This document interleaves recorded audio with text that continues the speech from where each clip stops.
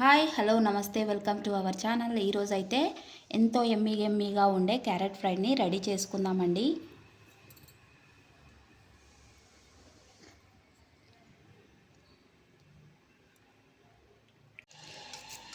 క్యారెట్లని peel చేసేసుకోవాలండి. పైన తొక్కని తీసేసుకోవాలి.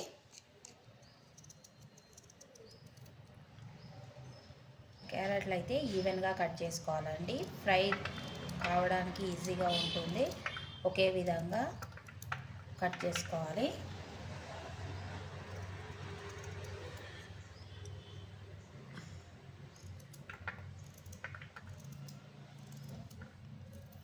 అన్నీ ఇలానే కట్ చేసి పెట్టేసుకుందాం.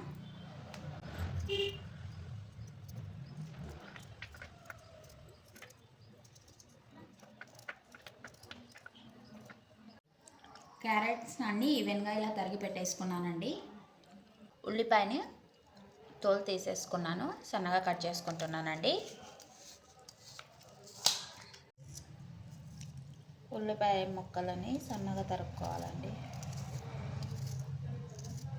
ఉల్లిపాయలని సన్నగా తరుక్కోవాలి. ఓకే అండి, ఇప్పుడు ప్రాసెస్లోకి వెళ్దాం. స్టవ్ ఆన్ చేసుకొని ప్యాన్ పెట్టేసుకొని ఆయిల్ వేసుకుంటున్నానండి. ఆయిల్ హీట్ అయిందండి. ఇప్పుడు ఆవాలు, జీలకర్ర,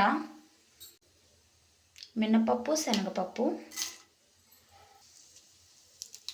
ఒకటి ఒట్టి మిరపకాయ వేసుకుంటున్నాను. ఇవన్నీ ఒకసారి కలిపేసుకుందామండి. ఇప్పుడు కరివేపాకు, అలాగే ఉల్లిపాయలు,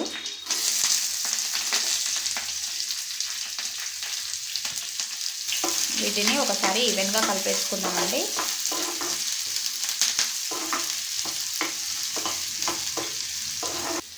కొద్దిగా పసుపు వేసుకున్నాక ఒకసారి కలిపేసుకుందామండి.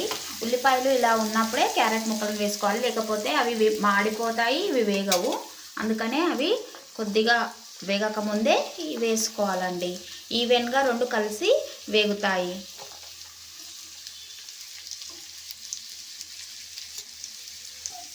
ఇప్పుడు ఈవెన్గా కలిపేసుకున్నాము. ఉల్లిపాయలు దూరగా వేగే వరకు ఉంచితే అవి మాడిపోతాయండి, క్యారెట్లు వేగవు. అందుకని ఉల్లిపాయలు వేసుకోగానే క్యారెట్ ముక్కలను వేసుకోవాలి, అప్పుడు ఈవెన్గా వేగుతాయి. ఈవెన్గా కలుపుకోవాలండి. కలుపుకున్నాక సిమ్లో పెట్టేసి సన్నగా వేగించుకోవాలి. క్యారెట్ని అయితే ఇలా ఈవెన్గా కలుపుకుంటూ వేయించుకోవాలండి క్యారెట్ని అయితే, లేకపోతే మాడిపోతాయి. సన్న మంట మీద దూరగా వేగించుకోవాలి. క్యారెట్ని కలుపుకుంటూ ఉండాలి, మధ్య మధ్యలో చూస్తూ కలుపుకుంటూ ఫ్రై చేయాలి ఈవెన్గా. నేను క్యారెట్లను అయితే బాయిల్ చేసి వేసుకోలేను కదండి, పచ్చి క్యారెట్ ముక్కలనే ఫ్రై చేసుకుంటున్నాను కదా. ఇలా సన్న మంట మీద వేగించుకోవాలండి. బాయిల్ చేసుకున్నవైతే పోపు వేసేసి కలుపుకుంటే చాలు. ఇవైతే ఎంతో క్రంచీగా, స్వీట్, స్పైసీ తగులుతూ నోటికి రుచిగా ఉంటుంది. ఇలా చేసుకొని ఒకసారి ట్రై చేసి చూడండి. మీరు కూడా మళ్ళీ ఇదే చేసుకోవాలనిపిస్తుంది. ఇలా చేస్తే 2 days పాటు కూడా ఉంటుంది. చపాతీలోకి, రోటీలోకి, రసంలోకి, సాంబార్లోకి, దేనికైనా సైడ్ డిష్గా బాగుంటుంది.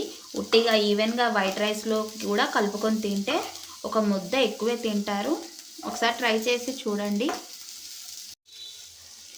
ఇలా కలుపుతూ ఈవెన్గా వేయించుకోవాలండి. క్యారెట్ని అయితే కొద్దిసేపు కలుపుకుంటూ వేయించుకుంటూ ఉండాలి, లేకపోతే మాడిపోతుంది. కొద్దిగా ఓపిక ఉంటే చాలండి, ఎంతో టేస్టీగా ఉండే క్యారెట్ ఫ్రై చేసుకోవచ్చు. కాకపోతే కొద్దిగా కలుపుకుంటూ వేయించుకోవాలి.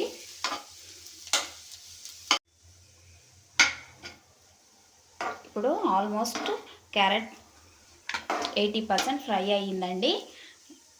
చూసారు కదా, క్యారెట్లు ఎన్ని వేసుకున్నామో దగ్గరకు వచ్చేసింది. ఇప్పుడు ఈ స్టేజ్లో మనము ఫ్రెష్గా నూరి పెట్టుకున్న అల్లం వెల్లుల్లి పేస్ట్ వేసుకుంటున్నాను.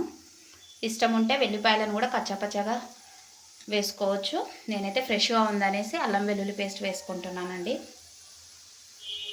వేసుకున్నాక అల్లం వెల్లుల్లి పేస్ట్ వేసుకున్నాక ఒకసారి కలుపుకోవాలండి. కొద్దిగా పచ్చివాసన పోయే వరకు వేయించుకుందాం. అల్లం వెల్లుల్లి పేస్ట్ వేసినందుకు ఫ్లేవర్ అయితే చాలా బాగా వస్తుందండి. ఇలా ఒక 1 మినిట్ పాటు వేగనిద్దామండి. ఇప్పుడు కారం పొడిని వేసుకుందాము. మీ స్పైసీనెస్కి తగ్గట్టు వేసుకోండి. నేనైతే 1 టీ స్పూన్ వేసుకుంటున్నాను. అలాగే రుచికి సరిపడినంత ఉప్పు.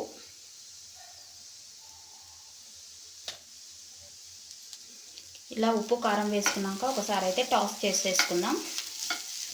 ముక్కలకు కారం పొడి ఉప్పు పట్టేటట్టు ఈవెన్గా కలుపుకుందామండి.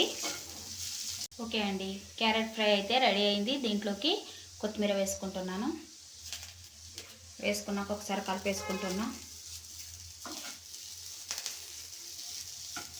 ఇప్పుడు స్టవ్ని ఆఫ్ చేసుకుంటున్నాను.